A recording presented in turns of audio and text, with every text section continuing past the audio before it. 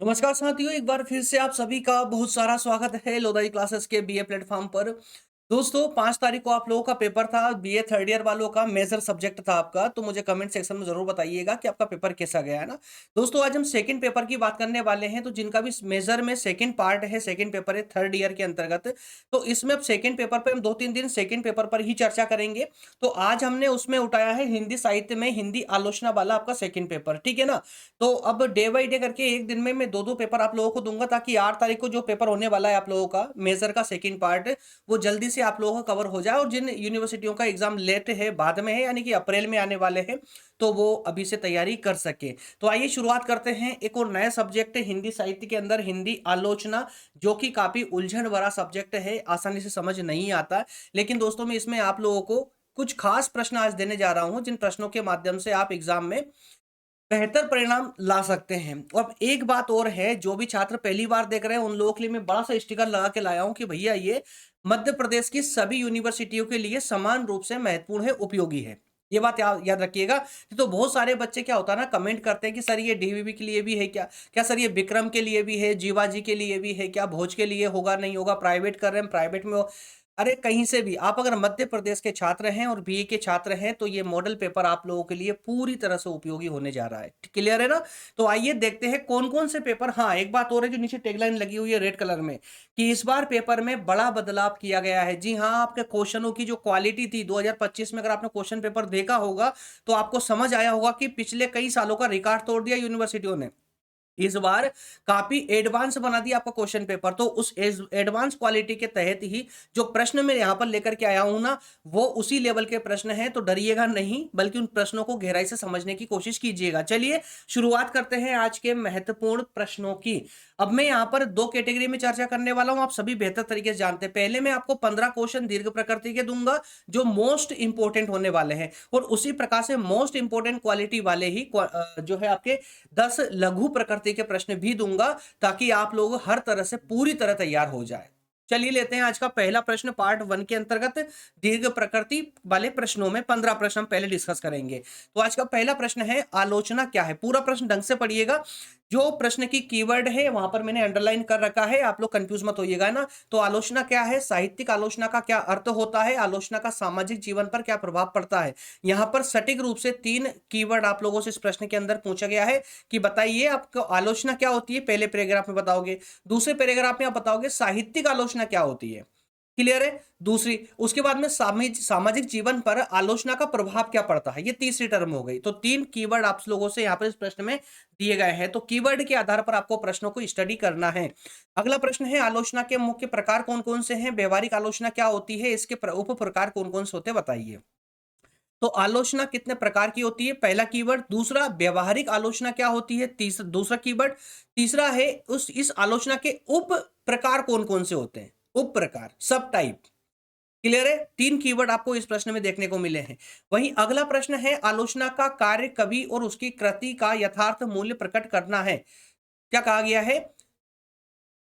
1 minute, colour change करते हैं pen का। यहाँ कहा गया कि आलोचना का जो कार्य है क्या है? वो कवि और उसकी कृति, कृति यानी कि उसकी रचना, कवि जो भी रचना करता है, जो भी लिखता है, उसका यथार्थ मूल्य प्रकट करना है। जब कवि ने कोई कृति लिख दी, कोई रचना की, तो उस रचना की अगर आलोचना नहीं होगी ना, तो सही मायने में उसकी वैल्यू समझ नहीं आएगी। याद रखिएगा। तो किसी भी रचना की आलोचना होना या आलोचना जो है, उसका यथार्थ जो वास्तविक मूल्य है, उसे प्रकट कर देती है। इस कथन की विवेचना करना है और साथ ही साहित्य और आलोचना के अंतर संबंधों की व्याख्या करना है। दोनों में क्या परस्पर संबंध होते हैं, दोनों एक दूसरे के लिए क्यों आवश्यक होते हैं। क्लियर? प्रश्न नंबर 4 को जरा देखिए, हिंदी आलोचना की उत्पत्ति कहां से हुई है? सिंपल शब्दों में पूछ लिया गया है। लेकिन जितना प्रश्न सिंपल होता है, आप लोगों को पता है, उतना ही उसका आंसर करना कठिन होता है। ये बात आप लोग मान के चलिए। इसलिए प्रश्न को, जो लंबा प्रश्न होता है ना, उससे घबराइएगा मत। वो आपके सपोर्ट में है।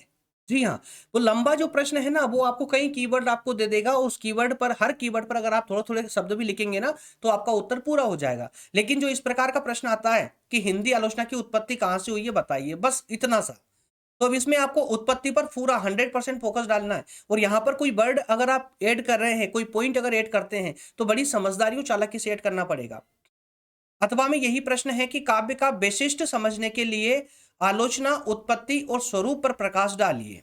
आलोचना की उत्पत्ति और आलोचना का स्वरूप क्या है, इसको बताइए। कहां से, कि किस लिए, कि हिंदी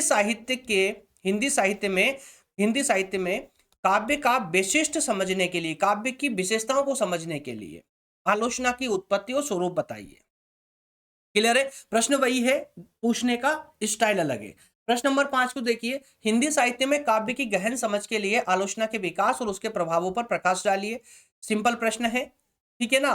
तो आलोचना का विकास और आलोचना का उसका प्रभाव क्या पड़ेगा वो बताना है। और वहीं प्रगतिवादी आलोचना क्या होती है, हिंदी साहित्य के संदर्भ में समझाइए। क्लियर है? चलिए अगले प्रश्न की ओर बढ़ते हैं। अगला प्रश्न है, हिंदी आलोचना के क्षेत्र में समकालीन आलोचना के परिदृश्य पर प्रकाश डालिए।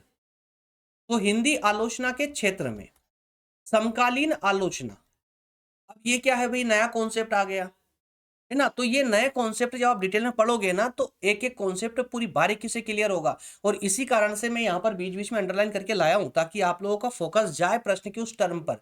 जो कॉन्सेप्ट आप लोगों से पूछा जा रहा है, उस कॉन्सेप्ट पर आपका फोकस जाना बहुत जरूरी है। और एग्जाम सेंटर में भी जब आप प्रश्न पढ़ते हो ना, तो प्रश्न को पढ़ते ही उसमें पूछा क्या गया है उस पर आपका 100% फोकस तुरंत क्लिक होना चाहिए माइंड में कि यार इस प्रश्न में क्या पूछा गया है। ऐसा नहीं कि 3 से 4 बार प्रश्न को पढ़ने की जरूरत पड़ रही और तब जाकर आपको प्रश्न समझ आ रहा है। ऐसा नहीं होना चाहिए, है ना। क्योंकि अगर एक बार में प्रश्न समझ आएगा तो आप उसका उत्तर भी उतनी सटीकता से दे पाएंगे। क्लियर है? अथवा में यही प्रश्न है कि हिंदी साहित्य के समकालीन आलोचकों के नाम और कार्य बताइए। नाम बताइए और कार्य बताइए। ठीक है, चलिए प्रश्न नंबर 7 को देखिए, स्वतंत्रतावादी आलोचना क्या होती है। स्वतंत्रतावादी, है ना, स्वतंत्रतावादी आलोचना क्या होती है, उदाहरण के साथ बताना है। वहीं अगली टर्म है, स्वतंत्रतावादी आलोचना का इतिहास और विकास बताइए। क्लियर? चलिए आगे बढ़ते हैं। अगला प्रश्न है, हिंदी साहित्य में मनोविश्लेषणवादी सिद्धांत क्या होते हैं। नेक्स्ट टर्म है, और इसकी मान्यता क्या होती है, वहीं इसके प्रभाव क्या होते हैं। तो एक ही प्रश्न में 3 टर्म आप लोगों से पूछी जा रही है। हालांकि एग्जाम में ऐसा बहुत कम देखने को मिलता है कि कोई ऐसा प्रश्न आए जो आपसे 3 से 4 टर्म आप लोगों से एक ही प्रश्न में पूछ ले। वो बड़ी चालाकी होती है एग्जामिनर की। क्यों नहीं पूछता है? क्योंकि अगर वो ज्यादा टर्म देगा तो आप आसानी से लिख पाएंगे। वो कम, है ना, कॉन्सेप्ट बहुत कम देता है वो प्रश्न में। जैसे मान लो कि 15 नंबर का प्रश्न है आपके सामने, लेकिन उसमें 1 या 2 टर्म में आप लोगों से पूछने को लिखने के लिए कहेगा, ताकि आप लोगों के पास में कॉन्सेप्ट कम हो, कंटेंट कम हो लिखने के लिए। जब कंटेंट कम होता तब हम घबरा जाते हैं, है ना। तो ऐसा नहीं होना चाहिए। वहीं अगला प्रश्न हो सकता है, मनोविश्लेषणवादी आलोचना पर निबंध लिखिए। सिंपल वे में प्रश्न। अब निबंध क्या कह दिया, तो निबंध में आप किसी भी तथ्य को डाल सकते हो, मतलब किसी भी पॉइंट को जोड़कर लिख सकते हो, 8-10 पॉइंट बना सकते हो उसके अंदर। क्लियर है? चलिए अगला प्रश्न है, मार्क्सवादी आलोचना की परिभाषा और सिद्धांतों में आधार और अधिरचना की अवधारणा को उदाहरण के साथ समझाना है। वहीं मार्क्सवादी आलोचना से प्रभावित लेखकों के नाम लिखिए। तो जो मार्क्सवादी विचारधारा की ओर झुकते हैं, उन लेखकों को आपको बताना होगा। तो लेखक, अब ये प्रश्न दोनों अथवा दोनों प्रश्न समान ही है, एक समान ही है, कोई अलग नहीं है। चलिए अगले प्रश्न की ओर बढ़ते हैं। जिनको भी नोट डाउन करना, नोट डाउन कर सकते हैं क्लास के साथ ही प्रश्नों को, जिनको नोट डाउन करना है। अगला प्रश्न है, सौंदर्य शास्त्र। सौंदर्य शास्त्र की समीक्षा कीजिए, या सौंदर्यवादी आलोचना क्या है बताइए। तो सौंदर्य शास्त्र की जब समीक्षा करोगे, समीक्षा कैसे होगी, पहले आप सौंदर्य शास्त्र को बताओगे, उसके बाद में उसकी आलोचना करोगे, और फिर बाद में आप निष्कर्ष पर पहुंचोगे। क्लियर है? समीक्षा उसको बोलते हैं। लेकिन यहां पर ब्रैकेट में स्पष्ट लिख दिया, सौंदर्यवादी आलोचना बताइए। क्लियर है ना? चलिए वहीं अगला प्रश्न है, शैली वैज्ञानिक आलोचना। शैली वैज्ञानिक आलोचना क्या होती है, इसकी कृति बताइए। शैली वैज्ञानिक आलोचना और इसकी कृति बताइए। और अथवा में यही प्रश्न है कि शैली विज्ञान, भाषा विज्ञान और साहित्य शास्त्र की सहायता प्राप्त करने के बावजूद वह एक स्वतंत्र विज्ञान है, इस कथन की व्याख्या कीजिए। तो यहाँ कुल मिलाकर के यहाँ आलोचना को एक स्वतंत्र विज्ञान के रूप में दर्शाने का प्रयास किया गया है, प्रश्न नंबर 11 में। वही प्रश्न को देखेंगे अब, आचार्य रामचंद्र शुक्ल का हिंदी साहित्य में क्या योगदान है। सिंपल वे में, है ना। अथवा में प्रश्न ऐसे भी आ सकता है कि आचार्य रामचंद्र शुक्ल की आलोचना पद्धति की सबसे प्रमुख विशेषता क्या है। उनकी आलोचना करने का की जो पद्धति है, उसकी सबसे बड़ी खासियत क्या है, विशेषता क्या है। वो वही आचार्य रामचंद्र शुक्ल की व्यवहारिक समीक्षा के विभिन्न पहलुओं को समझाइए। तो प्रश्न को जब आप गौर से पढ़ते हो ना, तो आपको समझ आता है कि प्रश्न कुछ अलग नहीं है, बल्कि वही कीवर्ड है जो पहले मुख्य प्रश्न में पूछा गया है, अथवा में भी वही आ रहा है। रिपीट करके। और यहाँ अधिकतम अथवा वाले प्रश्न लाने के पीछे उद्देश्य यही होता है कि ताकि आप अलग अलग प्रश्नों को पढ़ करके उसकी चालाकी समझ पाए। प्रश्न नंबर 13 को देखिए, डॉक्टर हजारी प्रसाद द्विवेदी का हिंदी आलोचना के क्षेत्र में क्या योगदान है? हिंदी आलोचना के क्षेत्र में क्या योगदान है ना? और वही अथवा में है कि हिंदी साहित्य में समीक्षा लेखन में आचार्य हजारी राम प्रसाद द्विवेदी का योगदान पर समीक्षा कीजिए। तो कहां अलग है बताइए ना, सेम प्रश्न है, समान है ना। मैं साइड में बार बार इसीलिए हो रहा हूं ताकि आप लोग जो नोट डाउन कर रहे हैं वो नोट डाउन कर पाए अच्छे से ना। चलिए आगे बढ़ते हैं। अब दो प्रश्न आपके और बचे हैं, दो प्रश्न दीर्घ प्रकृति के, उसके बाद में हम लघु प्रकृति के 10 प्रश्नों पर चर्चा करेंगे। तो अगला प्रश्न है, आचार्य नंद दुलारे वाजपेयी की आलोचना दृष्टि की विवेचना कीजिए। तो अब यहाँ पर अब चूंकि यार आलोचना सब्जेक्ट तो पढ़ रहे हैं आप लोग, तो जितने भी आलोचक हैं उन सबको आपको इस सब्जेक्ट में पढ़ना है। वही आखिरी का प्रश्न है, सारा राय के कहानी संग्रह, सारा राय का कहानी संग्रह में नबीला और अन्य कहानियां उनकी प्रमुख कथाओं के विषय वस्तु, शिल्प और संवेदनात्मक विशेषताओं का आलोचनात्मक मूल्यांकन कीजिए। तो यहाँ पर सारा राय महोदय के का जो कहानी संग्रह है, उन कहानी संग्रहों की अलग अलग कहानियों की चर्चा करते हुए उनकी विषय वस्तु बतानी है, शिल्प बताना है और उसकी विशेषता बताने के बाद में आपको आलोचना भी करना है। और यही प्रश्न अथवा में साहित्य को केंद्र में रखकर किसी एक पुस्तक की समीक्षा अपने शब्दों में कीजिए। देखिए कितना प्यारा प्रश्न है। अब अगर आपने हिंदी साहित्य को गहराई से पढ़ रखा है तो आप आसानी से इस प्रश्न का उत्तर कर पाएंगे, और अगर आपने गहराई से नहीं पढ़ रखा है, कुछ कॉन्सेप्ट सिर्फ रट रखे हैं, आपने 20 वगैरह पढ़ पढ़ के और उसमें से कुछ कॉन्सेप्ट को रट लिया है, तो फिर आप इस प्रश्न का जवाब किसी भी प्रकार नहीं दे पाएंगे। इसलिए किसी भी सब्जेक्ट चाहे कोई भी हो, उसको डिटेल में पढ़ना बहुत जरूरी दो। तो अब ये हो गए आपके 15 प्रश्न पूरी तरह कंप्लीट। आइए दोस्तों, अब शुरुआत करेंगे हम यहां से 10 उन प्रश्नों की जो आपके एग्जाम में वाकई में, जो कहते हैं ना कि तिनके को डूबते को तिनके का सहारा, सॉरी गलत बोल रहा था, डूबते को तिनके का सहारा, बिल्कुल वही तिनके बनकर के ये 10 प्रश्न आपके आने वाले हैं 2026 में। जो भी दोस्त एग्जाम देने जा रहे हैं हिंदी साहित्य के अंदर और जिनका सब्जेक्ट है हिंदी आलोचना, उनके लिए ये 10 प्रश्न पूरी तरह रामबाण की तरह साबित होने वाले हैं, जो कभी भी पराजित नहीं होते। आइए उन 10 प्रश्नों को क्षणिक समय में वो देखने का प्रयास करते हैं। आइए हम उसको विश्लेषित नहीं करेंगे, मैं स्टार्टिंग में फिर से नए बच्चों को बता दूं जो अभी भी क्लास जिन्होंने ज्वाइन की है। जहां पर प्रश्न में अंडरलाइन है वो प्रश्न का कीवर्ड है, आपको प्रश्न की भाषा पर नहीं उस कीवर्ड पर फोकस करना है। चाहे आप दुनिया की कोई सी भी किताब कहीं पर भी बैठकर पढ़ रहे हो, जब भी आपके सामने प्रश्न आए तो पूरे प्रश्न को पढ़ने की अपेक्षा आप उस प्रश्न की टर्म पर यानी कीवर्ड पर फोकस करेंगे जो आप लोगों से उस प्रश्न में पूछा जा रहा है। और अगर आपने ऐसा किया तो आपको दुनिया का कोई भी प्रश्न डरा नहीं पाएगा, दुनिया का कोई भी प्रश्न आपको कंफ्यूज नहीं कर पाएगा, और आपको ये समझने में कंफ्यूजन नहीं होगी कि आपको उत्तर में क्या लिखना है एग्जैक्टली। ठीक है ना। तो पहला प्रश्न है, आलोचक काव्य का विश्लेषण करते हैं। क्या बोला गया है? आलोचक काव्य का विश्लेषण करते हैं, इस कथन की पुष्टि कीजिए। प्रश्न बहुत छोटा है लेकिन इसके अंदर बहुत गहराई छिपी हुई है। जो भी आलोचक होते हैं, आलोचना करने वाले विद्वान जो होते हैं, वो क्या करते हैं? अरे आलोचना करना मतलब कि किसी काव्य की बुराई करना नहीं होता है, बल्कि उसका विश्लेषण करना होता है, उसकी कमियों को निकालकर सामने रखना होता है। और आलोचकों का सिर्फ यही काम नहीं होता है उसकी कमियां बताए, बल्कि कमियां बताने के बाद में उन कमियों को सुधार करने के उपाय भी उनको बताना होता है। तो आलोचना करना भी कोई आम काम नहीं होता है ना। तो आलोचक काव्य का विश्लेषण करते हैं, ये आपको सिद्ध करना है पहले प्रश्न में। दूसरा प्रश्न है, नवीन आलोचना के परिप्रेक्ष्य में आलोचना में आलोचक की दृष्टि संतुलित होनी चाहिए। कैसी होनी चाहिए? संतुलित, यानी कि वो किसी भी रूढ़िवादिता से ग्रसित ना हो, उसके खुद के विचार आलोचना में सम्मिलित नहीं होना चाहिए, उसके विचार उसकी दृष्टि संतुलित होना चाहिए। जो सत्य है उसे सत्य के रूप में स्वीकार करने की ताकत उसके अंदर होना चाहिए, तभी एक व्यक्ति अच्छा आलोचक बन सकता है। यही बात आपको यहां पर सिद्ध करनी है। एक बात और यहां पर आ रही होगी आप लोगों के दिमाग में कि सर हिंदी में इतने कठिन प्रश्न कब से आने लगे? तो मैं उन दोस्तों को जवाब दूंगा, 2025 का प्रश्न पत्र उठा करके देख लीजिए, कई लोगों के परखच्चे उड़ गए प्रश्न पत्र पढ़ने के बाद में। कई बच्चे निराश होकर के एग्जाम सेंटर से वापस आए थे। रीजन क्या था? प्रश्न का जो रेंज थी ना वो काफी हाई कर दी गई थी।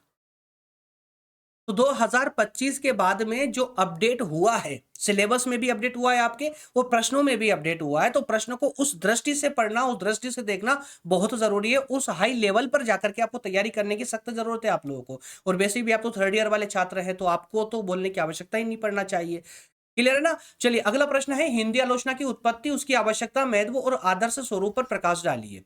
देखिए, एक ही प्रश्न में 4 टर्म आप लोगों से पूछी गई है, लेकिन मैं आप लोगों को कहूंगा कि कभी भी लघु प्रकृति के प्रश्नों में एग्जामिनर आपसे इस प्रकार की 4-4 टर्मिनोलॉजी नहीं पूछता है, 4 कीवर्ड नहीं रखेगा, 1 या 2 रख देगा मैक्सिमम, इससे ज्यादा नहीं रखेगा। लेकिन आपको पढ़ना चारों है, पढ़ना चारों है, चारों की तैयारी करना है आपको। चलिए अगला प्रश्न है, हिंदी साहित्य में संवेदना के विकास में प्रमुख प्रवृत्तियों एवं दृष्टिकोणों का वर्णन कीजिए। सिंपल सा प्रश्न है, कोई उलझन वाला प्रश्न नहीं है। सिंपल वे में संवेदना के विकास की प्रवृत्तियां बतानी है, और वो ही प्रवृत्तियों को ही हम दृष्टिकोण कहेंगे, है ना, उनका वर्णन करना है अलग अलग पॉइंटों में। तो मुश्किल से 50 या 100 शब्दों में आपको प्रश्न का उत्तर देना होता है। अगला प्रश्न लेते हैं, आलोचना का महत्व एवं उसका मनुष्य पर प्रभाव स्पष्ट कीजिए। मैं साइड में इसलिए हो रहा हूं ताकि आप लोग नोट डाउन कर सके बोर्ड पर, है ना। प्रश्नों को नोट डाउन करके रख लीजिएगा दोस्तों, या फिर आप स्क्रीनशॉट भी ले सकते हैं। जब जब मैं साइड में होता हूं ना, तो स्क्रीनशॉट ले लीजिएगा। प्रश्न नंबर 5 है, आलोचना का महत्व और उसका मनुष्य पर क्या प्रभाव पड़ता है ये बताना है, और साथ ही एक अच्छे आलोचक के आवश्यक गुण बताना है। 3 टर्म आप लोगों से प्रश्न नंबर 5 में पूछी गई है। अगला प्रश्न है, आलोचना का संबंध एक साथ इतिहास और सामाजिक विमर्श दोनों से होता है। मतलब कि आलोचना जो है, आलोचना का संबंध इतिहास से भी होता है और समाजशास्त्र से भी होता है। इस कथन की व्याख्या आप लोगों को करना है। प्रश्न नंबर 7 देखिए, शास्त्रीय दृष्टिकोण से साहित्य की समीक्षा, यानी कि समीक्षा को हम आलोचना कहेंगे, है ना, आलोचना कीजिए। ठीक है ना, स्क्रीनशॉट ले लीजिए जल्दी से। चलिए अब अगले पेज की ओर बढ़ते हैं, अगले पेज की ओर बढ़ते हैं। बाकी के बचे 3 प्रश्नों को देख लेते हैं। स्वच्छंदतावादी आलोचना, अभिलक्षण उदाहरण सहित समझाइए। तो स्वच्छंदतावादी आलोचना क्या होती है? इसके बाद में प्रश्न नंबर 9 है, पाश्चात्य काव्य शास्त्र स्वच्छंदतावाद की विवेचना कीजिए। क्लियर है? प्रश्न नंबर 10 है, समाज शास्त्रीय आलोचना क्या है, उदाहरण सहित समझाइए। तो दोस्तों ये आपके 10 प्रश्न होते हैं कंप्लीट। लेकिन अगर आपको इसके ये लघु प्रकृति के 10 प्रश्न थे, दीर्घ प्रकृति के 10 प्रश्न मैं इससे पहले डिस्कस कर चुका हूं।